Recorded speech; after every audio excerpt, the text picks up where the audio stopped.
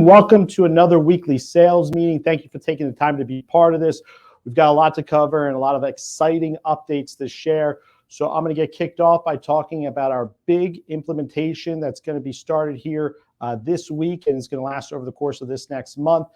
So on Friday, we're going to be hosting a Operations Project 1.62 presentation by Dave Higgins. And we're going to be presenting all of the changes that we're going to be making over the course of the next month to dial in our process. So, over the course of, the last 3-4 months, we've been doing inventory of feedback. We've been receiving report up feedback, NPS surveys, having our advisory council meetings, talking to team members and identifying the issues as they come up throughout our process and really getting into the weeds on, how, where the gaps are, why they happen, where the gaps in the role responsibilities are, the expectations, the overall communication, our technology, our systems, and their ability to capture these things to prevent them from happening. And the business innovation team and our UMortgage 2.0 team really did an amazing job of gathering all the information, partnering with important stakeholders, both in operations and in sales, to identify the experience that we need to drive as we go to this new implementation. So this is going to be a really important presentation. It's important that everybody understands that this is a must watch. A lot of effort has gone into this. A lot of effort is going to be going into driving the adoption of it. And it's going to impact everybody. It's going to impact loan originators, our setup team, our processors, our closers, all of our leaders. And this is all about driving a better experience. And one of the major parts of it for our sales org is understanding that we are out of the business. We're completely out of the business of doing less than what's expected from a loan submission standpoint. So, we think about this and we think about, when you're building a house, the loan submission is the foundation. The processors, the setup team, the closer, they can't execute if they're not getting a strong foundation on that file, high quality application, all, the documentation that's required to process the loan, matching up with the DU findings or the LP findings, like really setting us up for success. If we submit a great file, they're going to be held accountable. They're going to drive a great experience and a great process to make sure we're delivering. But it all starts at submission. Now, for 30% or top third of our loan originators, this is not applicable. You submit an amazing loan, great. You get a winning experience every time.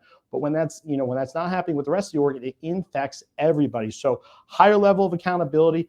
We're going to have the same standard across the board. The expectation is we need to be great. Everybody needs to be great, and operations needs to be set up for success.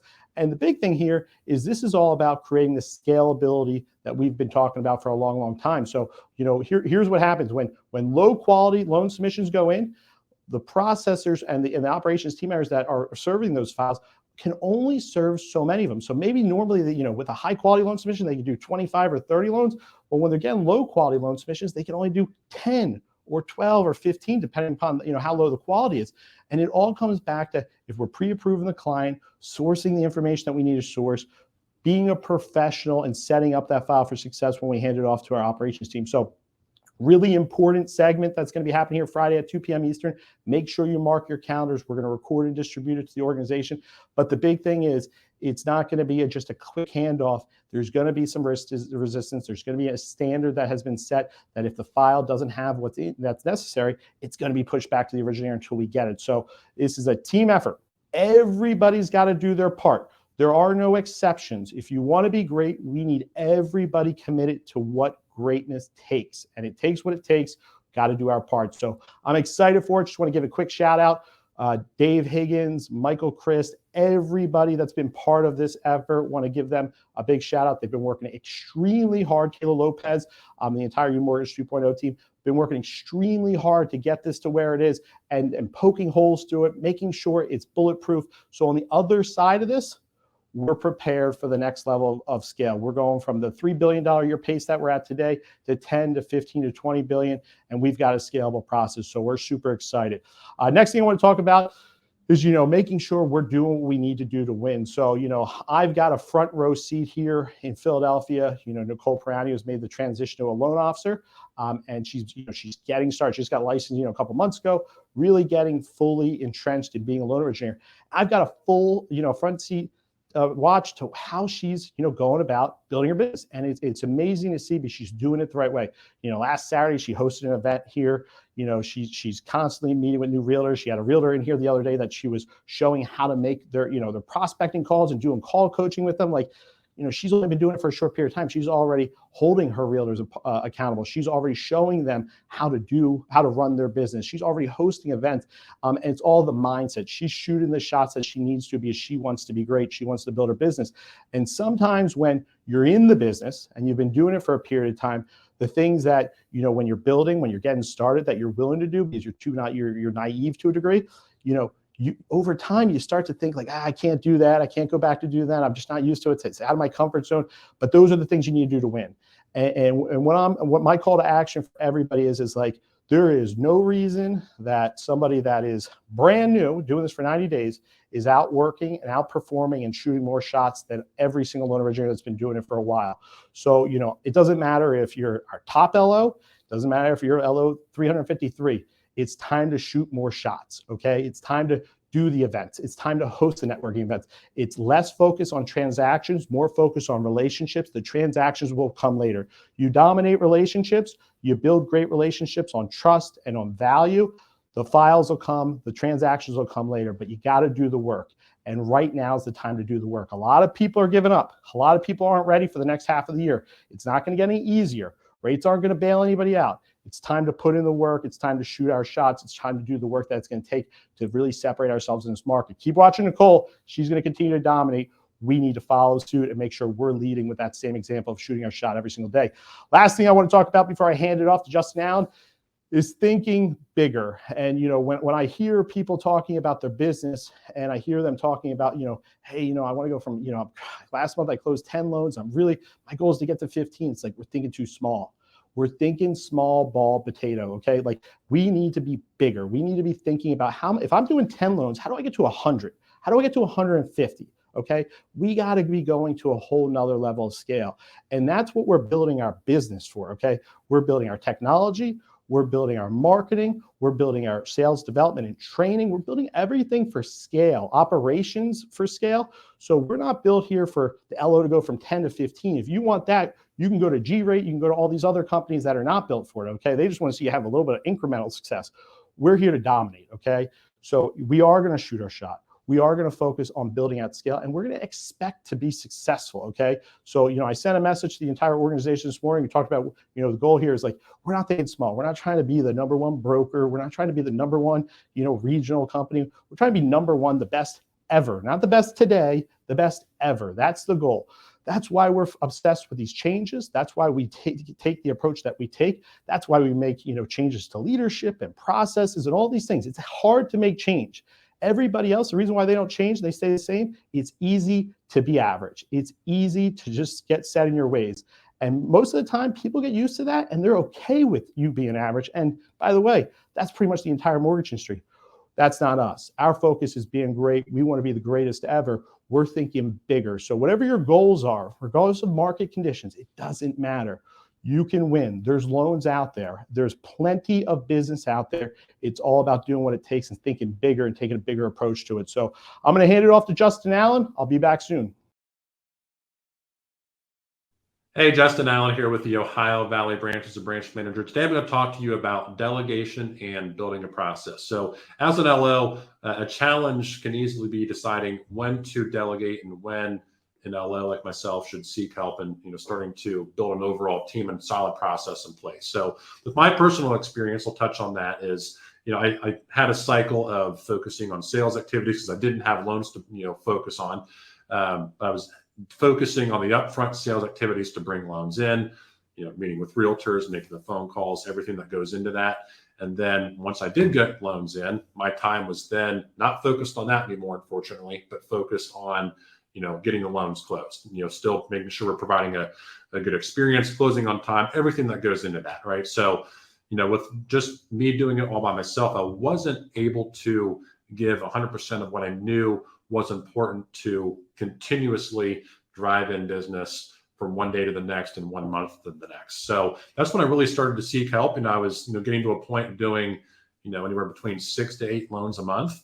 And for me to, have that continuously and go from 6 to 10 or 10 to 15, I knew I needed to have someone on my team and start to build a solid process in place with other individuals that contribute to the overall success for us to be able to go from 5 to 10 to 15 loans a month. And I thought it was actually it was harder to go from 0 to 5 than it was to go from 5 to 10, because when we brought someone on, the first thing we did was we outlined what I'm good at, what I knew I needed to do to drive in business and focus on the upfront sales activities that I knew I was good at. But again, there's other things that have to happen throughout the loan process too, whether there are certain things that have to happen when a lead comes in. There's certain things that have to happen when that lead gets pre-approved. There are certain things that have to happen when they're pre-approved and looking. There are certain things that have to happen when they're under contract. And then there's that whole post follow-up plan.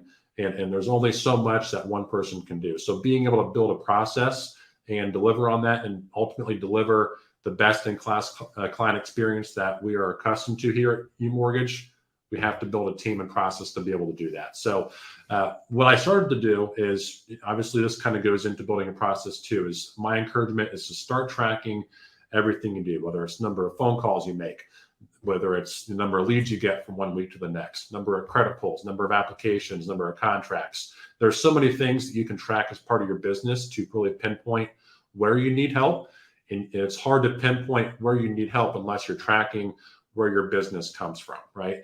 And we have that master your day worksheet where you can literally have, you basically gamify it to where you can have certain points in place for number of times you post on social media, number of videos you make. There's all these things that you can do that can help drive a sustainable business, but you need help doing it. Don't be afraid to delegate and use other fantastic resources on your team and at UMortgage to help with that. So my call to action is to, first get on the sales huddle each and every day, learn from the fantastic resources we have here at UMortgage. There's a ton of fantastic people for us to learn from and to get better from, and also start tracking your business. If you're not tracking your business, we have fantastic resources like Salesforce, other tracking activities. Just start tracking something to make sure that you know where to pinpoint where you need help. Have a great day.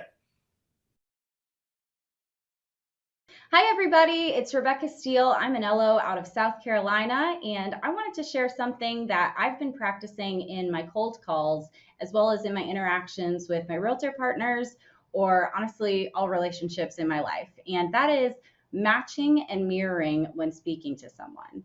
Most of my life, I did this the wrong way, where I would just be like the person I was with. So if they were a complainer, I was complaining too. If they were super bubbly, I would be super bubbly too. But that is not what I'm talking about here. You do not want to be an easily influenced person. No, what I mean by matching and mirroring is actually something that Sam Abarazi always tells me, and it's to meet people where they're at.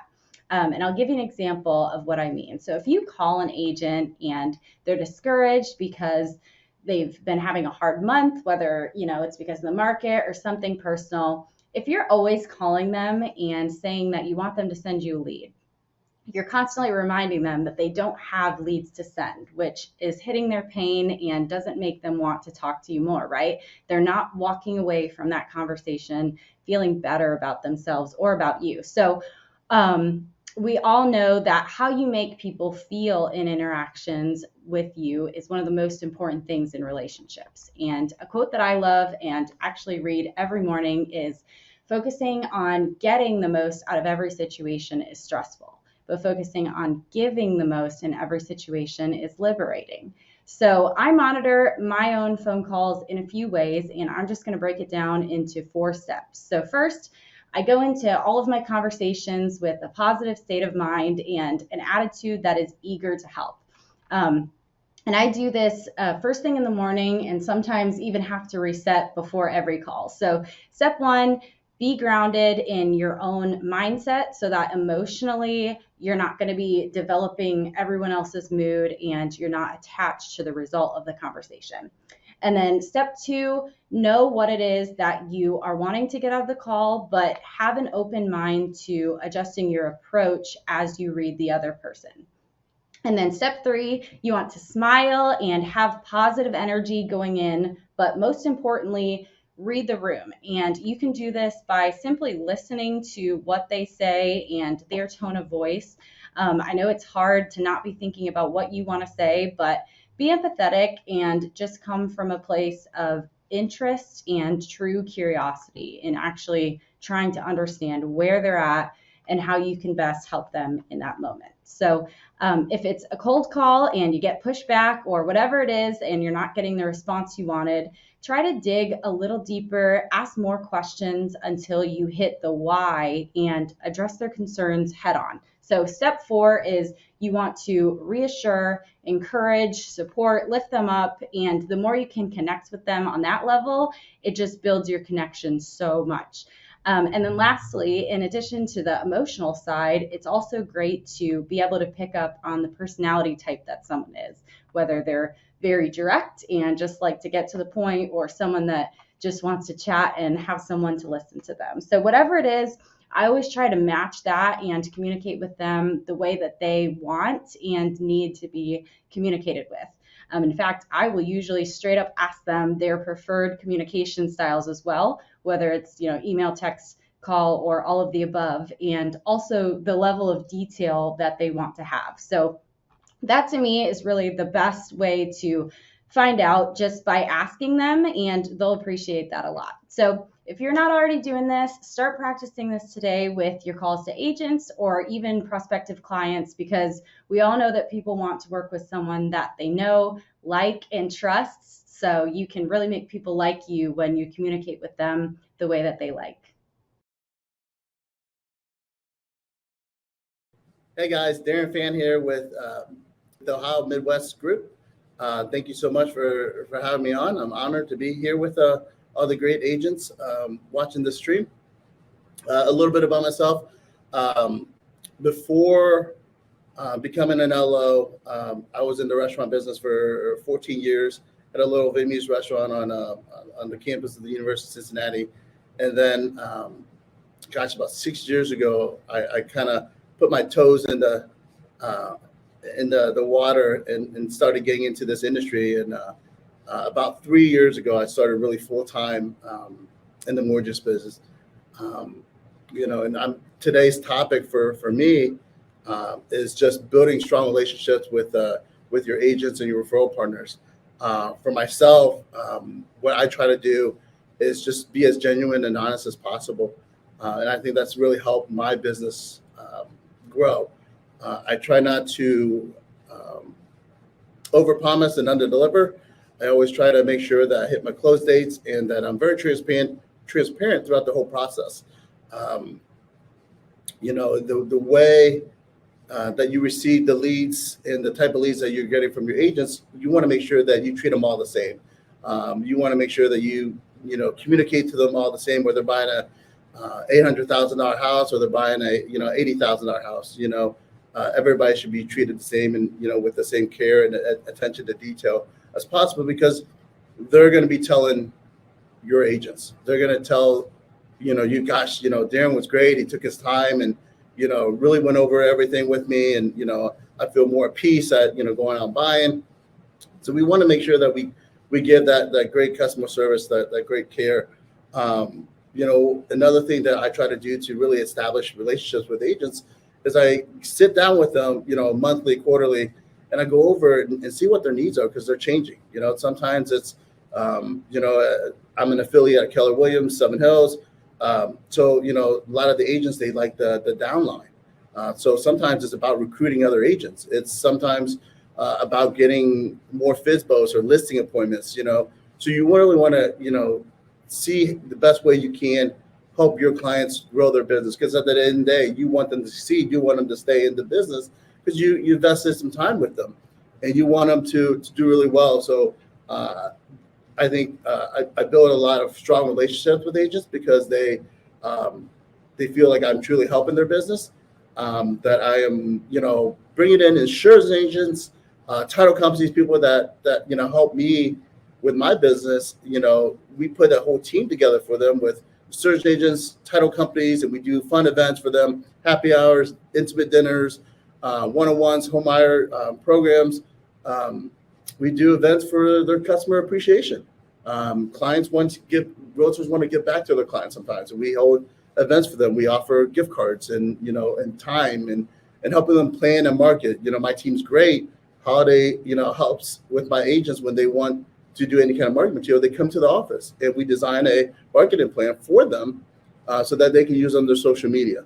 And one of those things, as you're building these great bonds with your agents, it's also really important to track. Just like anything in your business, you want to track their business, right? You want to see that that you're paying attention and you're having an account pyramid so that you know that you are touching the people that are actually giving you,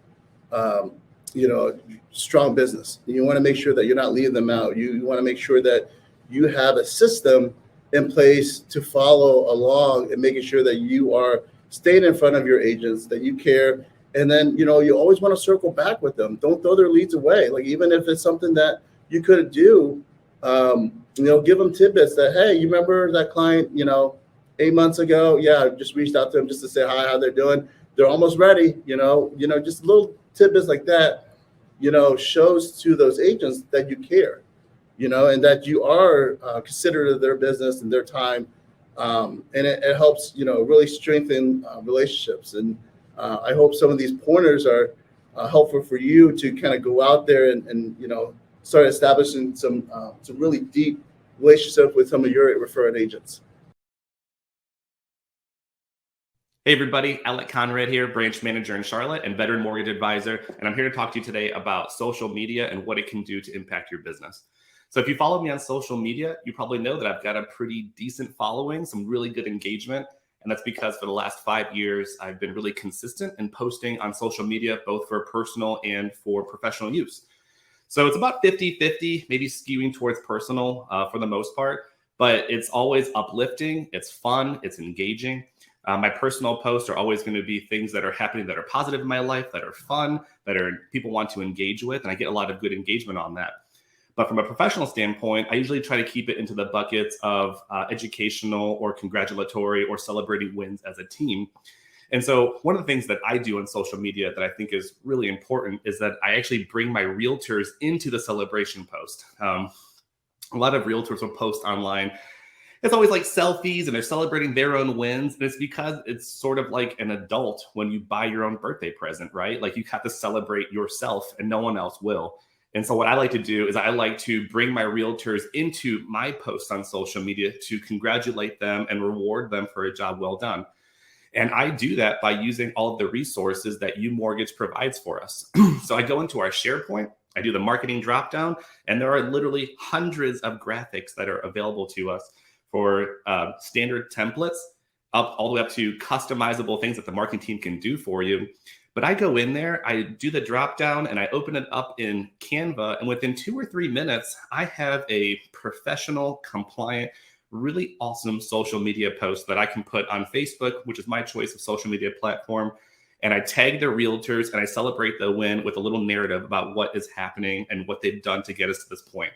And that's been my number one way of getting a ton of engagement, and makes the realtor feel special and makes them happy to work with me because I'm celebrating with them. And just last week, I had a brand new realtor partner tell me that he's never been tagged in a Facebook post before or any sort of social media by his preferred lender he's worked with for years.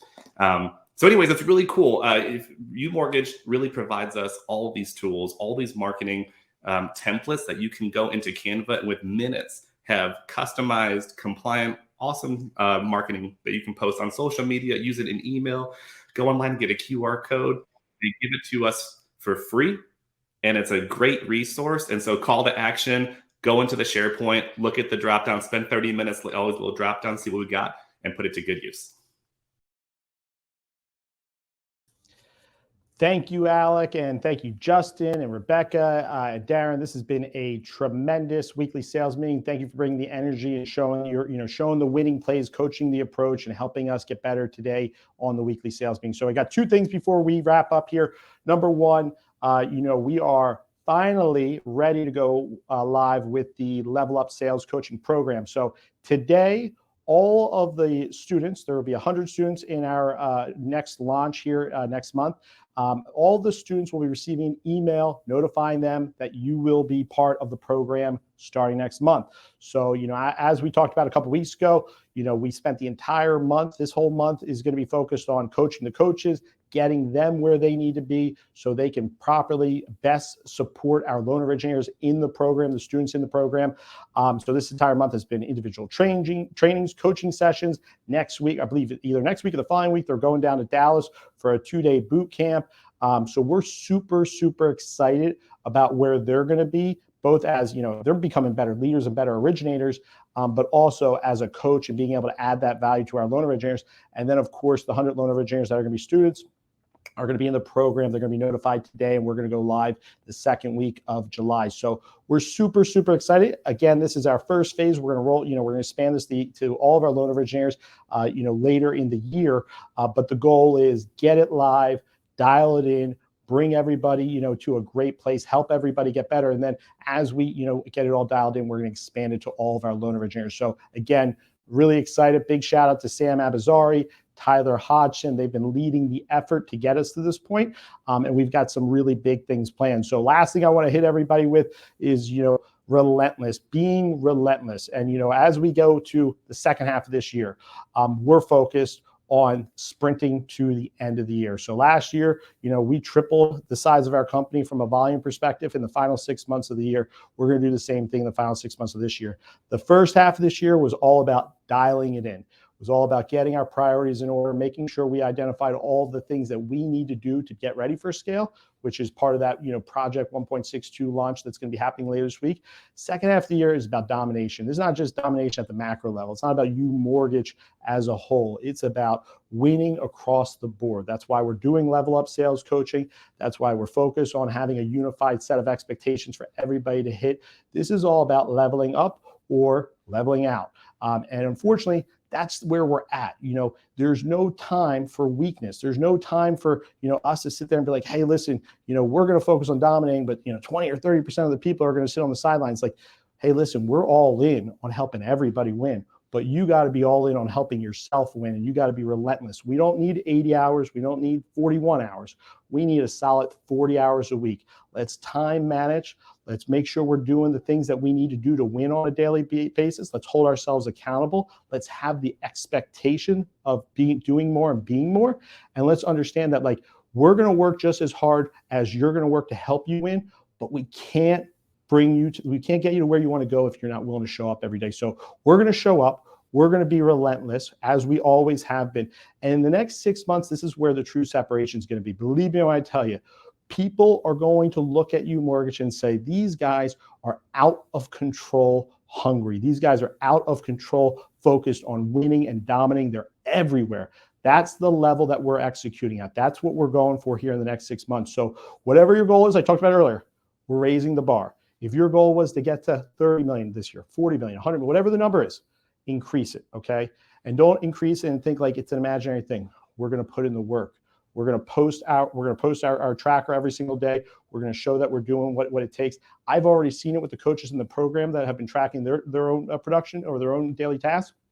I already see their applications, their credit reports, their pre-approvals up 15, 20% week over week, just by creating that accountability. And they're holding themselves accountable, but by having the other coaches have visibility to it, they don't want to be the last ranked coach doing the least amount of tasks. So that accountability through community is what's creating more wins. It's creating more relationships and helping us get better as a whole. So focus on winning today. Focus on understanding that we are going to be relentless, and we're going to win the second half of 2023. So dominate your day. Have a great rest of the day, and talk to you soon.